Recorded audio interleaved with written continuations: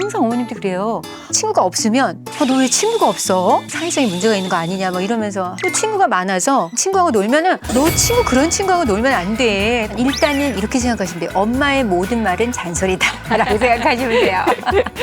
사춘기 자녀 잘못 키인 게 아닙니다. 유쾌한 밤!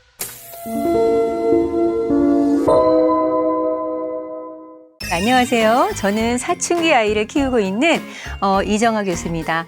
우리 어머님들 만나서 반갑습니다.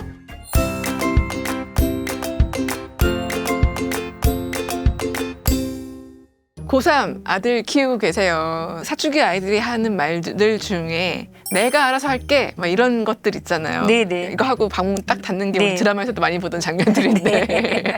아드님 혹시 어떠셨는지 궁금해요. 네네. 내가 알아서 할 게 너무 많이 있죠. 예. 엄마는 가슴이 탑니다. 네. 내일 당장 뭐 과제가 있고 프로젝트가 있고 하는데 이 친구는 굉장히 여유로운 거예요. 그래서 뭐 얘기를 하면 내가 알아서 할게. 뭐 이렇게 얘기하잖아 아이들이요. 도대체 언제 알아서 한다는 건가요? 그래서 저도 처음에는 시행착오를 겪었습니다. 내가 알아서 할게 하니까 뭐 이렇게 좀 조급해지더라고요. 그래서 아니 이거 있는데 너가 지금 뭘 하고 있는 거야? 라고 이렇게 처음에는 그렇게 말을 하다가 제가 관찰하기 시작했어요. 아이를. 그랬더니 이 친구가 자기가 알아서 할게 라고 하고 요걸 계속 안 해요. 그런데 어느 날 제가 이 아이가 컸다는 거를 인지하기 시작했어요. 왜냐하면 우리 눈에는 우리 자식이 어린아이처럼 보이잖아요. 뭐 80살 먹은 부모가 60살 먹은 자녀가 굉장히 어리게 느끼는 것처럼. 그런데 이제 한번 그냥 다부지게 마음을 먹었습니다. 저는. 알아서 할게. 그래 알아서 해라. 이렇게. 인생에 한 번 그거 네. 텀 놓친다고 해도 크게 문제가 안 되거든요. 그런데 어머님들이 동동거리세요. 숙제 안 해가면 내일 선생님한테 혼나면 어떻게 하나, 뭐 준비물 안 챙겨가면 어떻게 하나. 그럴수록 아이는 어떻게 된다? 독립심이 길러지지 않는다. 그래서 한 번쯤은 알아서 할 게를 그냥 넘어가 주시는 거. 저는 그렇게 했더니 알아서 본인이 하더라고요. 그런데 우리 어때요? 부모님들 다 밥상 차려줘요. 돼지고기, 불고기, 소고기 너무 많이 차려주니까 얘는 그걸 먹을 이유가 없는 거예요. 제가 그래서 간장종지 요법이라 그러거든요. 간장종지 하나만 놔줘라. 그 다음에 김 주세요. 그럼 김 줘라. 그 다음 밥 주세요. 그럼 밥 주세요. 이렇게 해야 되는데 부모님 애 같으니까 선생님한테 혼날까 봐 친구들의 사이가 안 좋을까 봐 다 그것도 아이의 몫이다. 사회적 경험이 시작되고 있다. 이렇게 보시면 되겠습니다. 이 출산 경험만큼이나 네. 끊이지 않고 얘기할 수 있는 주제가 사춘기 아이에 대한 이야기일 것 같아요. 이번에 내신 이토록 다정한 사춘기 상담소를 어떻게 쓰시게 됐는지 여쭤볼게요.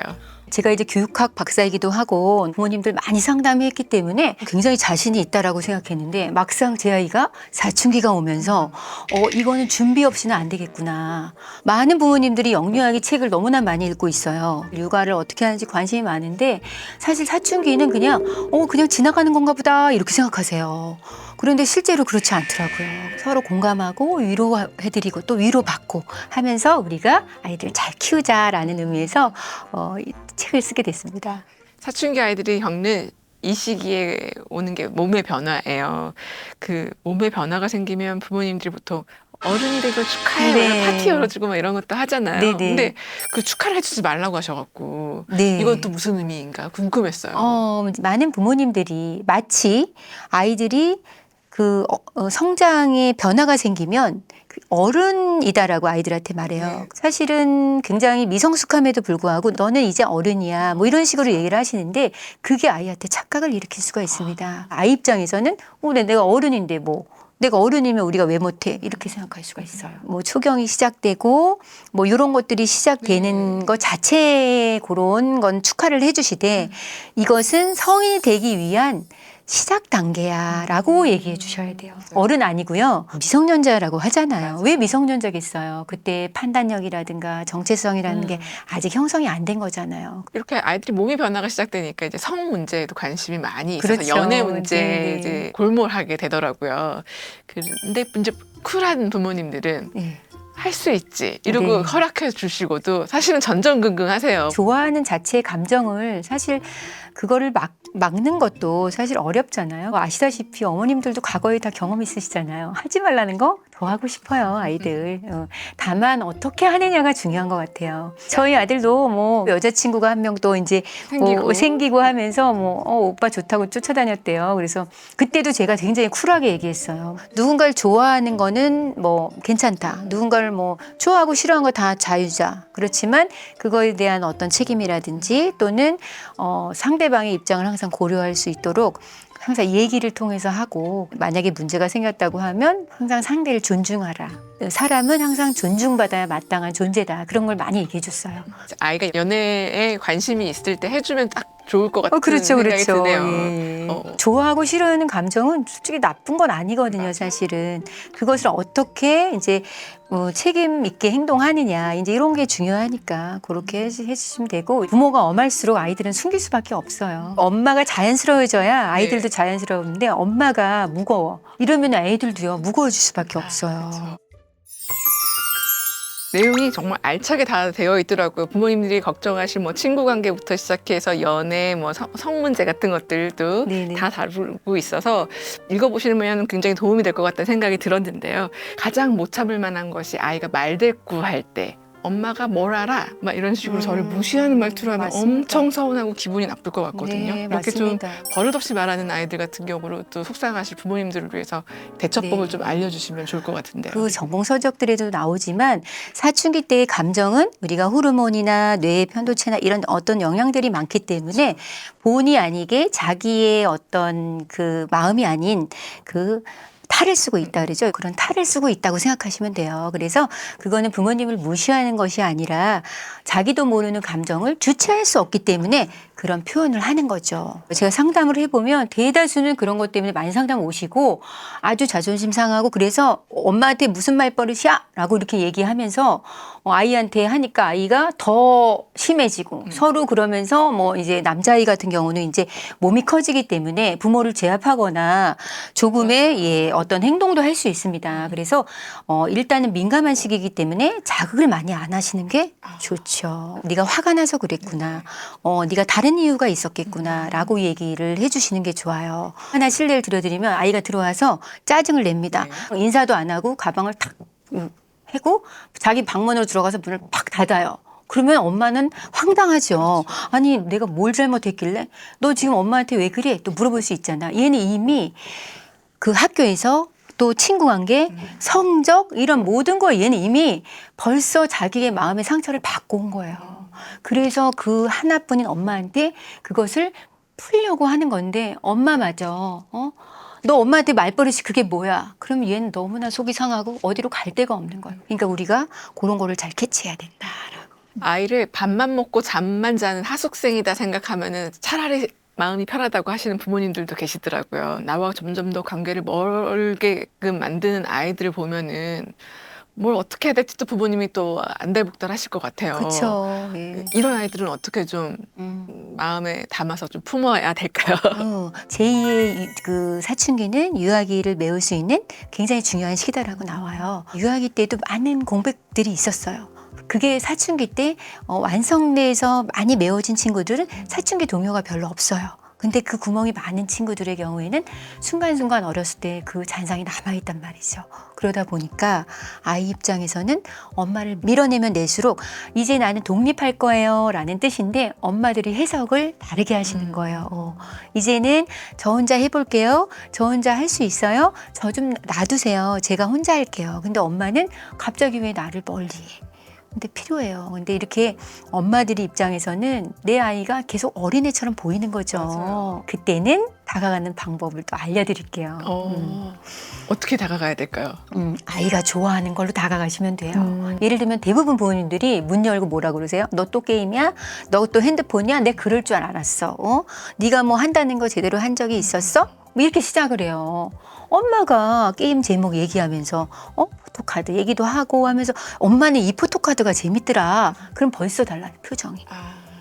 우리 엄마가 나에 대해서 관심이 있구나. 예. 그리고 음식으로 아이들이 많이 스트레스를 풀거든요. 저희 아들 같은 경우는 이제 사진을 굉장히 스트레스를 그런 걸로 많이 풀었어요. 저희가 일부러 뭐 카메라도 좀 사주고 이렇게 하면서 아이가 스트레스를 다른 쪽으로 풀 수 있게끔 그렇게 지도를 해주셔야 돼요. 아이를 일단 잘 관찰하는 게 그래서 더 필요한 그럼요. 거군요. 네. 영유아기 때는 애착이 1번, 청소년기, 사춘기 때는 관찰이 1번.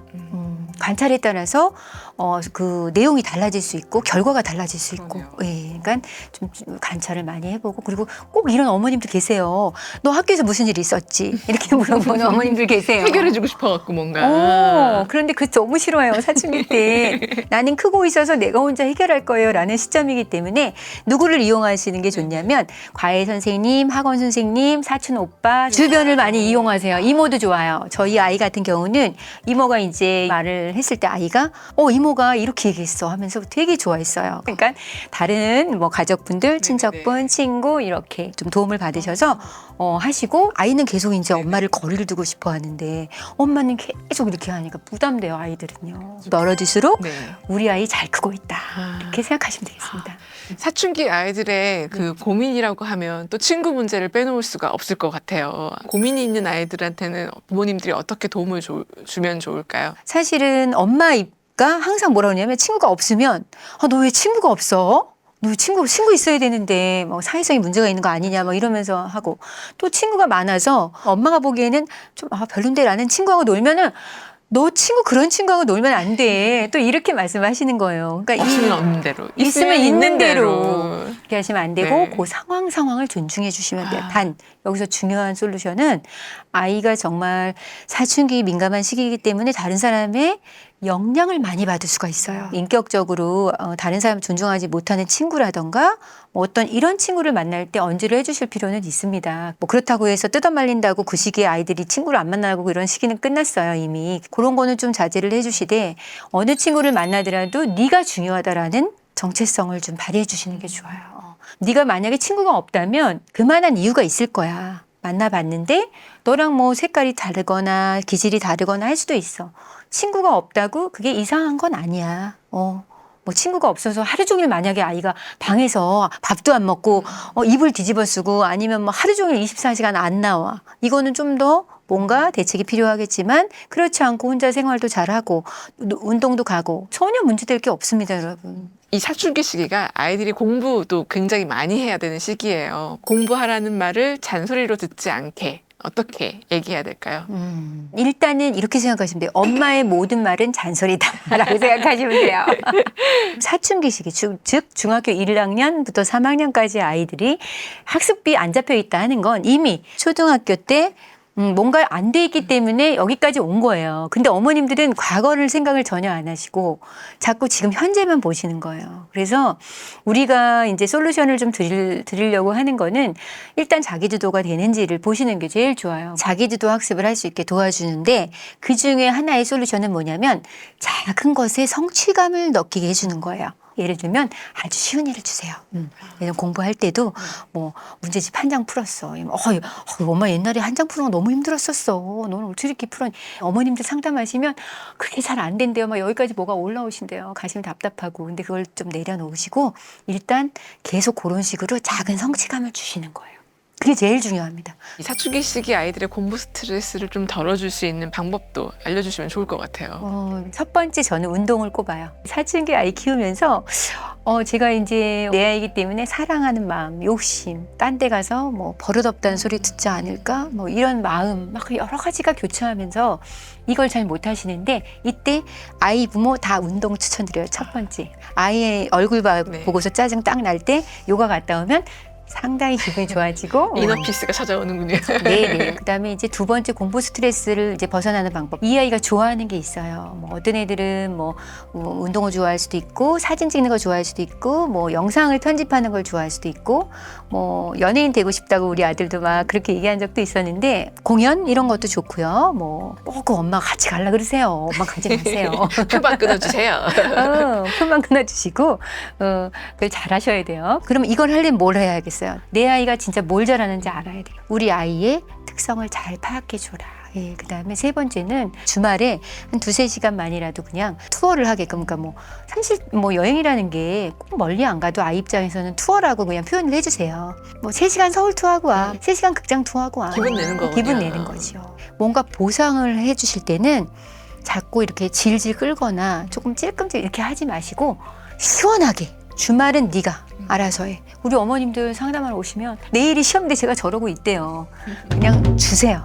그러면 얘가 엄마를 믿게 돼. 그 다음에 믿어줘야 돼. 엄마를 믿지 않으면 대화하기 싫어해요. 우리 아이는 사춘기가 없이 지나갔어요. 이렇게도 얘기하시는데 실제로 그런 조용한 사춘기가 있을까도 궁금하더라고요. 네네 있나요? 있죠. 예, 있고 네. 진짜 문제가 없을 수도 있어요. 네. 그런데 이제 억눌려져서 아이가 티를 안 내는 경우가 있는데 여학생이었어요. 이 친구는 굉장히 공부도 잘했고 뭐 부모님한테 말 잘 듣는 딸이었어요. 예. 근데 이제 이 친구가 막상 고3에 가서 탁 놓아버리더라고요. 표출을 못 하다가 그때 오면서 의대 갈 친구였는데 결국 의대를 못 갔고 우울증 약도 먹이고 막 이런 상황도 있었었어요. 그래서 아까도 제가 관찰이 중요하다라고 했던 게 뭐든지 말을 잘 듣는다고 해서 사춘기가 조용히 넘어가는 건 아닌 경우도 많이 있기 때문에 조용하다고 다 되는 건 아니고 그런데 실제로 또 조용해서 잘 넘어가는 친구들도 있어요. 예. 사춘기 아이 때문에 속이 시커멓게 타신 우리 유쾌한 밤 시청자분들께 힘이 나는 말씀 부탁드릴게요. 네, 부모님들 얼마나 속이 이렇게 타시겠습니까?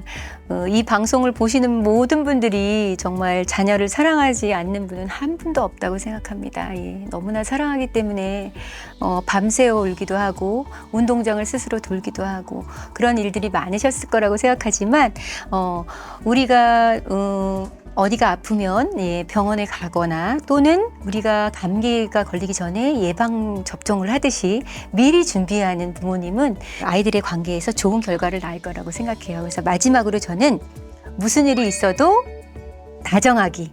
두 번째, 어떤 일이 있어도 믿어주기. 세 번째는 먹구름이 몰려와도 들어주기. 공감하기입니다. 그 마음이 우리 아이들한테 꼭 전해질 거라고 저는 믿고요. 항상 어머님들을 응원하겠습니다. 사춘기 아이들과 지금 갈등 겪으시면서 이 아이가 나와 평생 멀어질까 많이들 두려우시고 그러실 것 같아요. 아이와 관계 더욱더 열심히 노력하시면서 잘 지내시길 바라겠습니다. 오늘 도움 말씀 감사합니다. 네, 감사합니다. 감사합니다.